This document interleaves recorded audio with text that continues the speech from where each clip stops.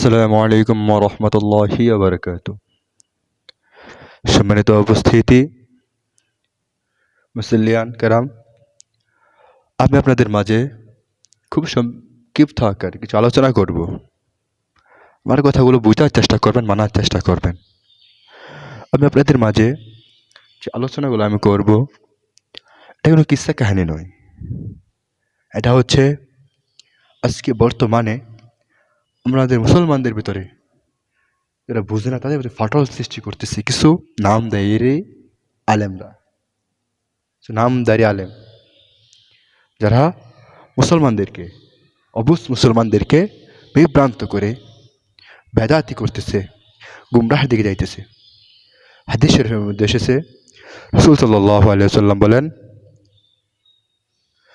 যে বেদাত হলো গুমরাহি, প্রত্যেক বেদাত গুমরাহি, পথভ্রষ্টতা।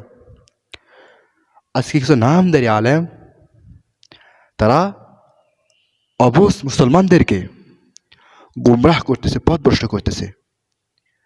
তো বেদাতি যে আমলগুলা করে, যেগুলো শরীয়তে কোনো আদেশ নাই, করার মতো আদেশ নাই, এরকম কাজ তারা সবের নিয়তে করে।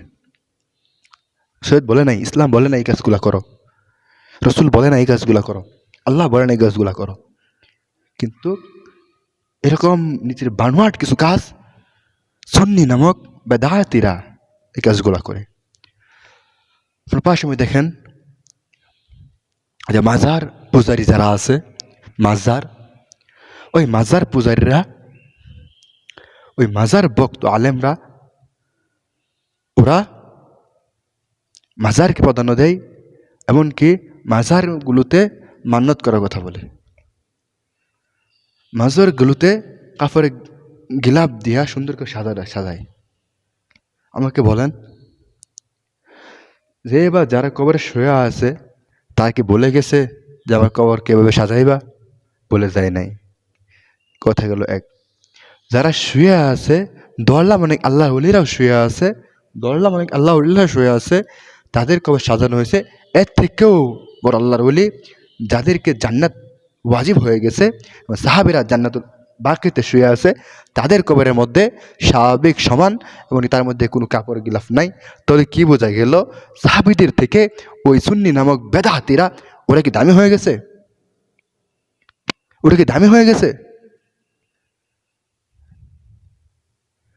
সাহাবীদের কোনো সাহাবীর কবরের উপর কোনো নাই,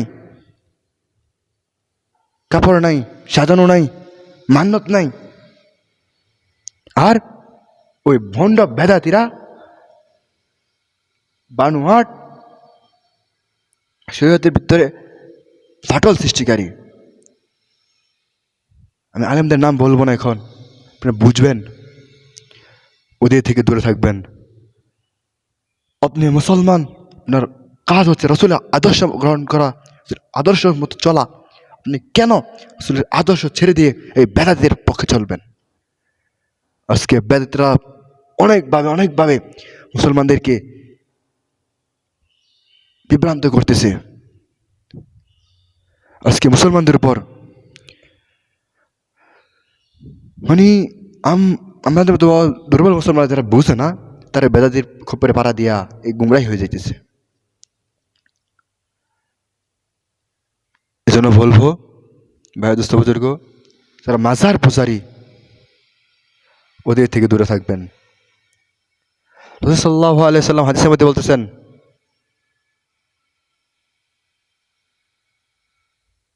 হাদিসটা শোনা আসতেছে না তো? অর্থ হইল, তোমরা কবরকে সিজদা করিও না, কবরকে সিজদা করিও না। তো মাজার পূজারীরা কি করে? কবরকে সিজদা দেওয়ায়, কবরের সামনে গিয়ে সিজদা দেয়। পীরকে কদম পুষি করে, কদম পুষি করা জায়েজ আছে? বলেন।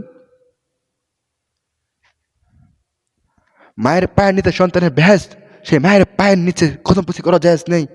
আর সেখানে আল্লাহর ওলি না পীর ভণ্ড বদমাশকে পায়ের মধ্যে সেজদা দেওয়া জায়েজ কি করে হয়? হাদিসের মধ্যে রাসূল সাল্লাল্লাহু আলাইহি ওয়াসাল্লাম বলেন যে আল্লাহর পরে যদি কারো পায়ে সেজদা দেওয়ার কথা বলা হতো, তাহলে প্রতিটা স্ত্রীকে বলতাম সে তার স্বামীকে সেজদা করে। আমাকে বলেন, ওই ভণ্ডরা তারা কি করে পায়ের মধ্যে সেজদা দেওয়ায় এই অবুঝ মুসলমানদেরকে? বড় আজীব লাগে বিষয়গুলা। আজকে মুসলমানদের ইমান দুর্বল হয়ে যাইতেছে। আফসোস, আফসোস। বেদাতীদের থেকে দূরে থাকেন, বেদাত মুক্ত আমল করেন, হক্কানি আলেমদের সাথে চলেন।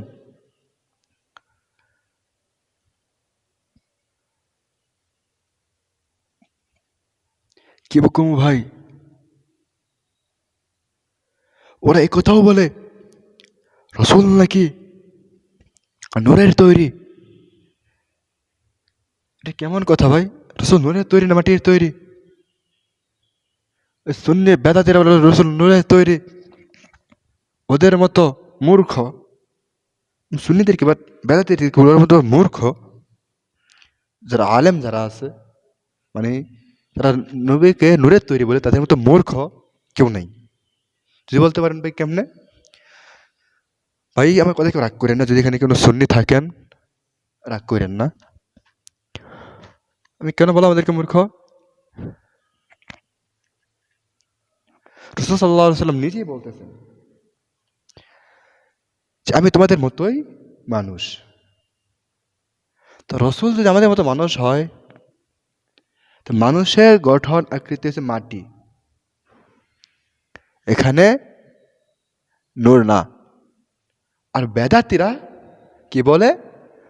নবী নূরের তৈরি। নাউজুবিল্লাহ বলবেন না। এত আর মিথ্যা বানোয়াটটা রাসূল সাল্লাল্লাহু আলাইহি ওয়াসাল্লাম বিরুদ্ধে বলে দিল।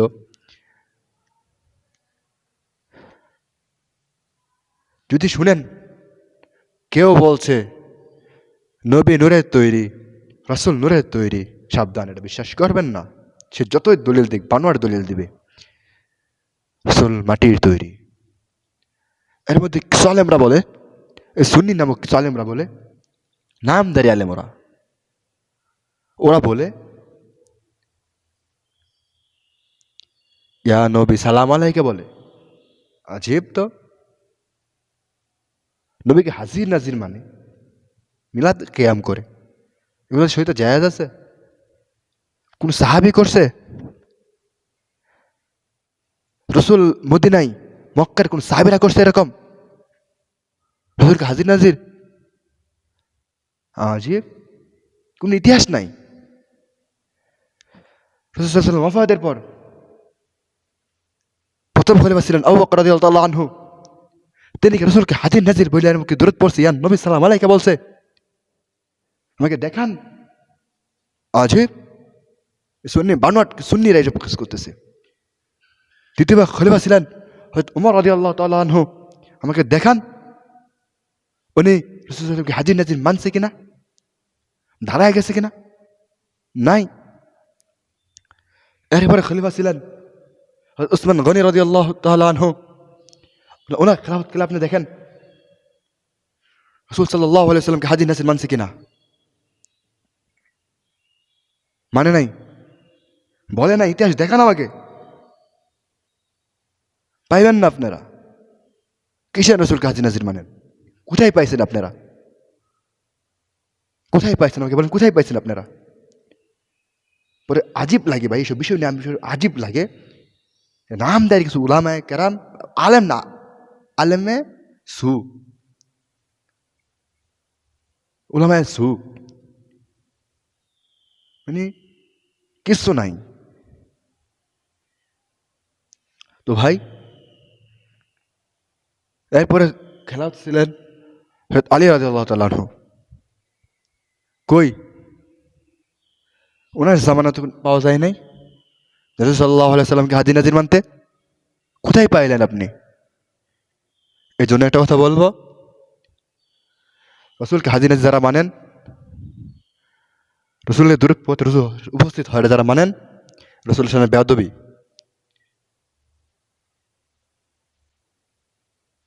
এটা বেয়াদবি স্যার কিছুই নয়। উদাহরণ আপনাকে বুঝাই। এখন স্বাভাবিক বোঝার চেষ্টা করেন যে ধরুন আমাদের এলাকায় মাতব্বর বা মহাজন যিনি আছেন, উনি কোনো কাজে অনেক দূরে গেছেন। এখন একটা বিচারের সালিশের মধ্যে ওনাকে হাজির নাজির মাইন নিয়া একটা ভুল সিদ্ধান্ত নিয়ে ওরা বিচার কায়েম করে দিল। তো যখন ওই এলাকার মাতব্বর আসলেন, আসা যখন বিচারটা শুনলেন, দেখলেন ভুল বিচার করছে, তখন ওই মাতব্বরের সাথে কি বেয়াদবি করা হলো বলেন, না সঠিক কাজ করা হলো? যে এই মাতব্বরকে হাজির নাজির মাইনা একটা ভুল সিদ্ধান্ত নিয়ে ওরা কাজ করছে। ঠিক সুন্নিরা নবীকে উপস্থিত মনে করে তারা রসুলের সামনে বেয়াদবি করছে। রসুল বলে যায়নি, ওরা এটাও বলে রসুল নাকি গায়েব জানে, এটাও নাউজুবিল্লাহ বলেন। রসুল গায়েব জানে না। স্পষ্ট ভাষায় বলছি ভাই, কোনো ভয় নাই, আমি কোনো ভয়ে কথা বলি না। জীবন একটাই, মরবো একবারই। আজকে হলে মরা যাব, কয়দিন হলে মারা যাব। হক কথা বলতে গিয়ে যদি আমার মৃত্যু চলে আসে, আমি মারা যাব, কোনো চিন্তা নাই। আমি হক কথা বলে যাব, যতদিন বেঁচে আছি হক কথা বলে যাব ইনশাআল্লাহ। বাতিলের তলোয়ারের সামনে আমি কথা বলবো, বুলেটের গুলি লাগা পর্যন্ত আমি কথা বলবো। আমার জবান থেকে হক কথা বদ্ধ হবে না ইনশাআল্লাহ। হক কথা বলেই যাব, হায়াতে যদি বেঁচে থাকি ইনশাআল্লাহ হক কথা বলে যাব, বাতিলকে ভয় করব না।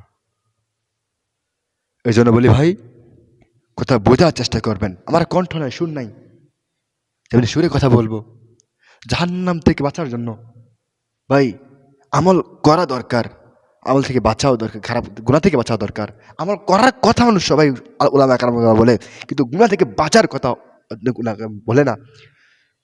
বেদাত করতেছেন, এটা নিজেকে নাজাতের রাস্তা মনে বেদাত কাজ করতেছেন, এটা থেকে বাধা দেওয়ার মতো উলামা কেরাম খুব কমই আছে।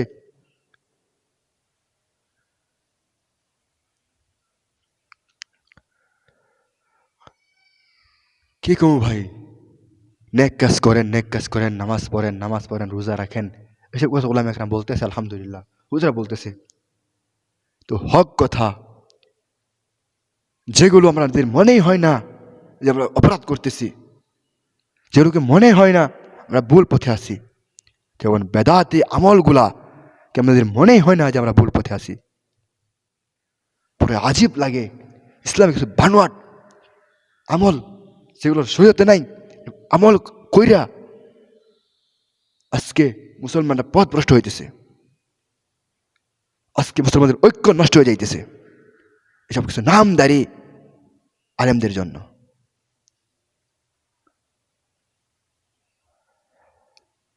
এই জন্য বলবো মুসলমান ভাই ও বন্ধুগণ, যারা আমার কথা শুনতেছেন সকলেই এসব বিষয়ে খেয়াল রাখবেন। হক্কানি ওলামাদের কাছে যাবেন, গিয়া ওদের পরামর্শ নেবেন, ওদের সাথে আপনি সম্পর্ক রাখবেন হক্কানি আলেমদের সাথে। ও ভাই, আলেমদের সহবতে থাকলে ফায়দা আছে, হক্কানি আলেমদের সহবতে থাকবেন। আমার কথাগুলো বোঝার চেষ্টা করবেন, আমি কারোর বিরুদ্ধে কথা বলি নাই। আমি প্রথমে বলছি সময় সংক্ষিপ্ত খুতবা আমি পড়ি নাই। তো আল্লাহ তাআলা আমাদেরকে যতটুকু আমল করছি সেই আমল করার তৌফিক দান করুক, বেদাত থেকে বেঁচে থাকার তৌফিক দান করুক। সুবহানাল্লাহি ওয়া বিহামদিহি, সুবহানাকাল্লাহুম্মা ওয়া বিহামদিকা, আশহাদু আল্লা ইলাহা ইল্লা আনতা, আস্তাগফিরুকা ওয়া আতুবু ইলাইক।